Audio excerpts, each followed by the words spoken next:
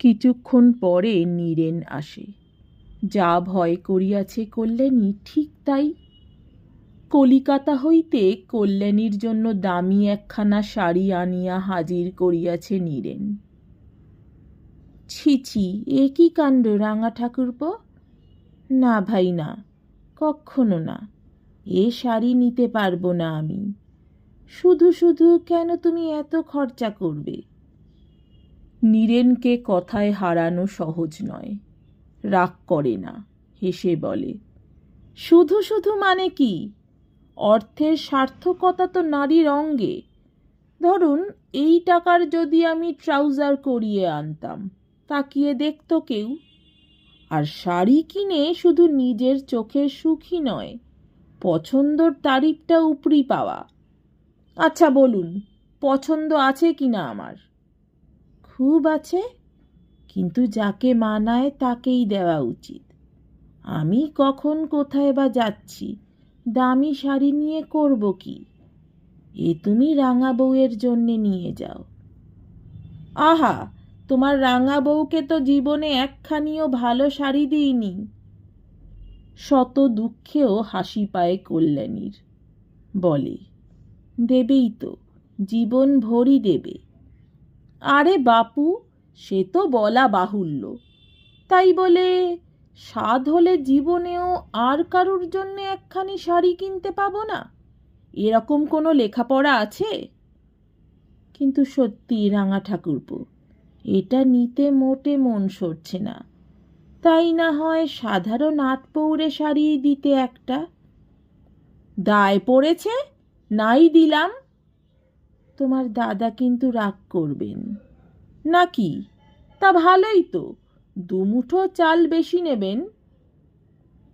এ মানুষের সঙ্গে কে তর্ক করিবে? তোমাকে নিয়ে আর পারা যায় না, গছাবে তবে ছাড়বে আর কি। এই এতক্ষণে যে চিনতে পেরেছেন আমায়, এর জন্যে ধন্যবাদ। রাত্রে কল্যাণী পরেশকে দেখায় শাড়িখানা। সোনালি জরির তাবিজ পার টাঙ্গাইল শাড়ি।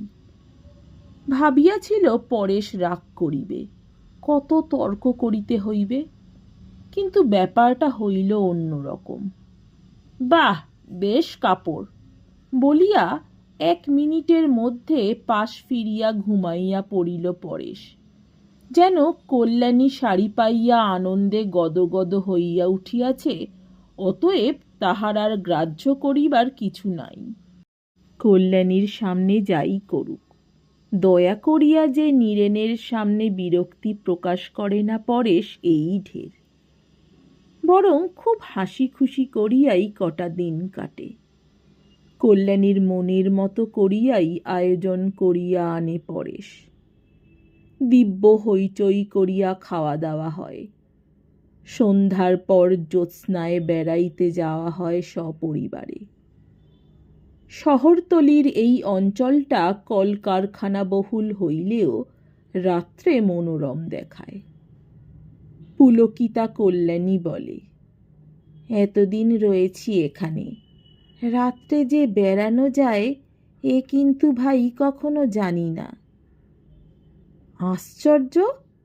আচ্ছা নতুন দা, এতে তো আর পয়সা খরচ হয় না, বেরোলেই পারো। কিপ্টে বলিয়া পরেশকে যখন তখন ঠাট্টা করে নীরেন। সংসারের যা কিছু ত্রুটি ধরা পড়ে, সবই পরেশের কুঁড়েমি আর কিপ্টেমির ফল বলিয়াই ধরিয়া লইয়া হাসাহাসি করে কল্যাণীর সঙ্গে। পরেশ যা উত্তর দেয় সেটাও সরস। যাইবার আগের দিন কিন্তু কিছুতেই আর কল্যাণীকে হাসানো গেল না। কি যেন এক মামলায় হারিয়া সর্বশান্ত হইয়াছে সে, এমনি ভাব। বাকপটু নীরেনের সদা তৎপর সরস পরিহাসগুলোও যেন অকেজো হইয়া ফিরিয়া আসে।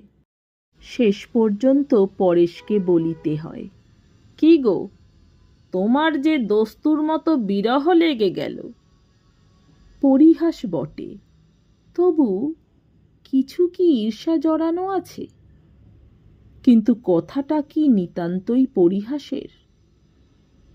রুক্ষ একঘেয়ে জীবনে এতটুকু সরসতার প্রলেপই কি কম মূল্যবান? যাক, তাই বলিয়া বিরহটা এত জোরালো হওয়া উচিত নয় যে মানুষটা উপস্থিত থাকিতে থাকিতেই বিরহের বাষ্পে কণ্ঠরুদ্ধ হইয়া কথাই বন্ধ করিয়া দিবে। এটা যেন নিতান্তই বাড়াবাড়ি। একে মন খারাপ রহিয়াছে কল্যাণীর।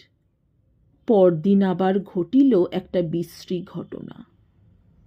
সোনার বোতাম শুদ্ধ সিল্কের শার্টটা পরশু না কবে যেন দালানের আলনায় রাখিয়াছিল নীরেন। এমন তো প্রতিদিনই রাখে। খোঁজ করিতে গিয়া দেখে জামা আছে, বোতাম নাই। অথচ ঝি চাকর বলিতে কিছুই নাই কল্যাণীর সংসারে। খোয়া গেল বোতাম জোড়াটা। আর ঠিক সেইটাই যেটা নীরেনের বিবাহের আশীর্বাদী জিনিস। সারা সকাল সারা বাড়ি তোলপাড় করিয়া বেড়ায় পরেশ। সম্ভব অসম্ভব সকল জায়গায় খুঁজিয়া খুঁজিয়া হয়রান হইয়া পড়ে। পরেশের বাড়ি বেড়াইতে আসিয়া ক্ষতিগ্রস্ত হইল নীরেন, এটা যেন পরেশেরই কি এক অপরাধ। কল্যাণীও চিন্তাক্লিষ্ট ম্লান মুখে নীরবে কাজকর্ম করিয়া যায়। নীরেন নিজে কিন্তু খোঁজাখুঁজির মধ্যে যায় না, গুম হইয়া থাকে। বড় বেশি যেন বিচলিত দেখায় তাকে। কি যেন অগাধ ক্ষতি হইয়াছে তার। অথচ সামান্য একজোড়া বোতাম, ভরি দেড়েকের বেশি সোনা নাই যাহাতে। এটুকু ক্ষতি সত্যিই কিছু আর মারাত্মক নয় নীরেনের পক্ষে। বিবাহে পাওয়া জিনিস বলিয়াই কি? খুঁজিয়া খুঁজিয়া শেষ পর্যন্ত হাল ছাড়িয়া দেয় পরেশ। প্রায় কাহিল হইয়া বসিয়া পড়িয়া বলে, না, কোথাও পাওয়া গেল না। আশ্চর্য। আশ্চর্য হবার কিছুই নেই, নীরেন গম্ভীর মুখে বলে। জানতাম পাওয়া যাবে না, মিথ্যে খাটলে। তার মানে কি নীরেন? আহত স্বরে পরেশ বলে।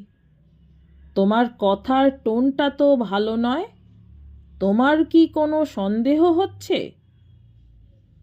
সন্দেহের কথা হচ্ছে না। জামায় পরানো বোতাম রাতারাতি উড়ে গেলে খাটের তলা, ট্রাঙ্কের পিছনে খুঁজে বেড়ানো নেহাত বাজে খাটুনি। এই কথাই শুধু বলেছি আমি। পরেশ ক্রুদ্ধ গম্ভীর স্বরে বলে, দেখো নীরেন, গরিব হলেই ইতর হয় না। যাক, খুব শিক্ষা হলো। শিক্ষা আমারও কিছু কম হলো না নতুনদা, তবে দুঃখের শিক্ষা। যাক, অভিজ্ঞতার মূল্য সর্বদা দিতে হয় বই কি। কিন্তু অনুরোধ করছি, আর অনর্থক খোঁজাখুঁজি করে বেশি শো করো না। তুমি কি তাহলে বলতে চাও? আমি আর এক তিলও কিছু বলতে চাই না। দয়া করে এ আলোচনা বন্ধ করো নতুনদা, আর ভালো লাগছে না। দ্বিতীয় আর কোনো কথা না বলিয়া কোথায় যেন বাহির হইয়া যায় নীরেন। নীরেন বাহির হইবা মাত্র পরেশ রান্নাঘরের দরজায় আসিয়া ভীষণ মুখে বলে, তোমার সঙ্গে কথা আছে, শুনে যাও। কি কথা? ভারী ক্ষীণ লাগে কল্যাণীর কণ্ঠস্বর। কাল যে 32 টাকা দিলে, কোথায় পেয়েছ সে টাকা? ছিল। ছিল? কিন্তু এমন কোথায় ছিল বলতে পারো যে এতদিন ধরে এই সংসার রাক্ষসীর হাঁ থেকে বাঁচিয়ে রাখতে পেরেছ? লতিকার কাছে রেখে দিয়েছিলাম। কল্যাণী, তাকাও আমার দিকে। মুখ তোলো, তোলো মুখ। ছি ছি কল্যাণী, এত ইতর হয়ে যেতে পারো তুমি? এ যে কল্পনার বাইরে। উহ, এই মাত্র বড় মুখ করে বলে এলাম নীরেনকে গরিব হলেই ইতর হয় না। দুই হাতে চুলের মুঠি চাপিয়া ধরিয়া টানতে থাকে পরেশ। রগের শিরা ওঠা রক্তচক্ষু ভীষণ দর্শন মুখখানা দেখিয়া পরেশ বলিয়া চেনা শক্ত, তুমি কি মনে করছো আমি? আবেগে থরথর করিয়া পাংশু ঠোঁট দুইখানা কাঁপিয়া ওঠে কল্যাণীর। আমি? হা হা হা হা হা, শুধু আমি? যার জিনিস চুরি গেছে সেও কি মনে করতে বাকি রেখেছে? উহ ভগবান, কি মনে হচ্ছে জানো কল্যাণী, কারখানা থেকে আর যেন ফিরতে না হয়। মেশিনের দাঁতে আটকে বয়লারের মধ্যে পড়ে গিয়ে যেমন করে হোক এই ঘৃণ্য জীবনের শেষ হয়ে যায় যেন। বলিতে বলিতে যেন নিজেকে আর সামলাইতে পারে না পরেশ। ঘৃণ্য ও ধিক্কারের তীব্র তিক্ত কটু কথায় যত কিছু ভাষা জানা ছিল তাহার, সবগুলি উচ্চারণের পর অবশেষে ঊর্ধ্বশ্বাসে কারখানায় ছোটে। কলের বাঁশি বাজিয়াছে কি আজ? পরেশ তো চলিয়া গেল।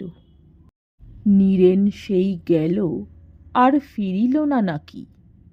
ফিরিল বই কি, যাত্রার আয়োজন করিতেও তো আসার প্রয়োজন আছে কিছু। তাছাড়া আরও একটা প্রয়োজন কি নাই? বিদ্রূপের ছলে কল্যাণীকে দু একটা কথা শুনাইয়া দিবার ইচ্ছাটাকে দমন করিতে পারে না কিছুতেই। বেশি কথা নয়, শুধু এইটুকু, শ্রদ্ধা করিয়া ভালোবাসিয়া কেউ একখানি শাড়ি উপহার দিলে তোমার গ্রহণ করিতে আত্মসম্মানে আঘাত লাগে। কেমন লাগে না শুধু এইভাবে উঞ্চবৃত্তি করিতে? স্ত্রীলোক মাত্রেই কি অভিনেত্রী? কল্যাণী, কিশোরী বালিকার মতো সহজ সরল কল্যাণী, অন্তত নীরেনের ধারণা ছিল তাই। সেই কল্যাণী যেন আকাশ হইতে আছাড় মারিয়াছে নীরেনকে। চোখ বুজিয়া অস্বীকার করিবারও পথ রাখে নাই যে। সরল শব্দটার অপব্যবহার করিয়া কাজ নাই। ঘরের মেঝেয়ে অপরাধের প্রমাণপত্র ফেলিয়া রাখিয়া যে নিশ্চিন্ত চিত্তে ঘুরিয়া বেড়াইতে পারে, মূর্খ বলাই উচিত তাহাকে। মূর্খ কল্যাণী রাতারাতি শ্যাকরা ডাকিয়া বোতাম জোড়াটা বিক্রয় করিয়া ফেলিবার মতো বুদ্ধি খরচ করিতে পারিল না শ্যাকরার হাতে লেখা রসিদটুকু লুকাইতে।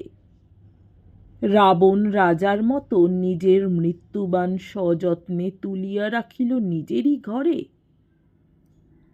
অবশ্য সযত্নে রাখা ছাড়া উপায় ছিল না। আপাতত পুরা টাকাটা শোধ করে নাই বলিয়াই বোধ করি শ্যাকরা মহোদয় এটুকু কল্যাণীর কাছে রাখিয়া গিয়াছিল। পরেশের খোঁজাখুঁজির তছনছ কাণ্ডে বাহির হইয়া পড়িয়াছে। পকেট হইতে সেই প্রমাণপত্রটুকু বাহির করিয়া লয় নীরেন। কিছু না, কেবলমাত্র কাগজটুকু কল্যাণীর সামনে মেলিয়া ধরিয়া প্রশ্ন করিবে, এ বস্তুটা কি? দেখা যাক কল্যাণীর দিক হইতে বলিবার মতো কি আছে। জিভের আগায় কয়েকটা শ্লেষ মিশ্রিত কঠিন ভাষা সাজাইয়া লইয়া রান্নাঘরের সামনে আসিয়া দাঁড়ায় নীরেন। দাঁড়ায় না দাঁড়াইয়া পড়ে? কই সেসব কথা কই? অতি বাক্পটু নীরেনের বাক্যহরণ করিয়া লইল কে? শুনাইয়া দিবার মতো তীক্ষ্ণ ভাষা দূরে থাক, ডাকিবার মতো কণ্ঠস্বরও থাকে না যে। ঘরের বাহিরে দাঁড়াইয়া অমন নিষ্পলক দৃষ্টিতে তাকাইয়া থাকে কেন ঘরের ভিতরে অবস্থিত ব্যক্তিটির মুখপানে? কি আছে সে মুখে? লজ্জা? অপমান, ভয়, হয়তো তাই, কিন্তু শুধুই কি তাই? মুখের ভাষা পাঠ করিবার মতো বিদ্যা আছে নীরেনের? না থাকিলে ততক্ষণ নির্নিমেষ দৃষ্টিতে চাহিয়া থাকে কেন? চাহিয়া চাহিয়া এক সময় হঠাৎ হেঁট হইয়া একটি প্রণাম রাখে দরজার বাহিরে। জ্বলন্ত উনানের সামনে বসিয়া আছে কল্যাণী। এপাশ হইতে মুখের অর্ধাংশটুকুই দেখিতে পাওয়া যাইতেছে মাত্র। অর্ধাংশই বা কোথায়? আগুনের আভায় আলো ছায়ার খেলা। বিষীর্ণ গালের একটু কোণ, চোয়ালের হাড়ের একটা কঠিন রেখা, একটি মাত্র অবনমিত আঁখি পল্লব, রগের কাছ ঘেঁষা উড়ন্ত কয়েগাছি রুক্ষ কেশ, এইটুকু। ইহার উপরেই কি লেখা রহিয়াছে কল্যাণীর সারা জীবনের ব্যর্থতার ইতিহাস, ধ্বংসের ইতিহাস? আঁকা রহিয়াছে নিরুপায় মনুষ্যত্বের গ্লানি? নীরেন পাঠোদ্ধার করিয়াছে সেই প্রস্তুরীভূত অনুক্ত কাহিনীর। কিন্তু করিলেই বা কি? সভ্য সামাজিক মানুষ মাত্রেই নিরুপায় নয়। নীরেনেরই কি উপায় আছে সেটুকু জানাইয়া যাইবার? যেমন নিঃশব্দে আসিয়াছিল তেমনি নিঃশব্দে বাহির হইয়া যায় নীরেন, সুটকেসটা নিজের হাতে লইয়া। কুলি ডাকিয়া হইচই করিতে ইচ্ছা হয় না যেন। শুনেছ কাণ্ড? নীরেন কি বলে গেল? কারখানা হইতে হৈ হৈ করিয়া বাড়ি ফেরে পরেশ। কল্যাণীকে ডাকিয়া বলে, আরে শোনো না ছাই, দেখেছ?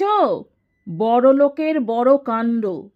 জামার ইনসাইড পকেটে বোতাম পুড়ে রেখে বাবু রব তুলে দিলেন চুরি গিয়াছে।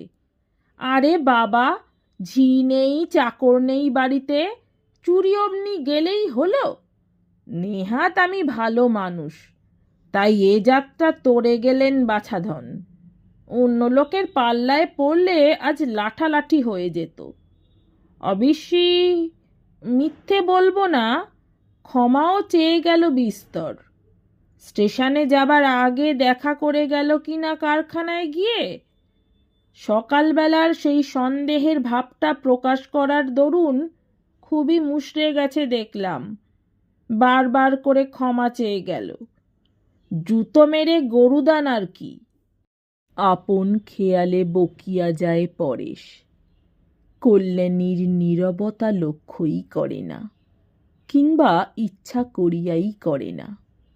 নিজের কঠিন ব্যবহারের স্মৃতিটা ভুলাইয়া দিতে চায় কতকগুলো মুখের কথা কহিয়া। লক্ষ্য করিলে দেখিতে পাইত, কিন্তু কি জানি পাইত কিনা। দেখিবার চোখ সকলের থাকে কি? সকলের ক্ষমতা থাকে মুখের ভাষা পাঠ করিবার? নমস্কার, আমার গল্প পাঠ ভালো লাগলে, আরও এমন গল্প শুনতে চাইলে অবশ্যই আমার চ্যানেলটি সাবস্ক্রাইব করে দেবেন। লাইক, কমেন্ট, শেয়ার করতে ভুলবেন না। অনেক ধন্যবাদ।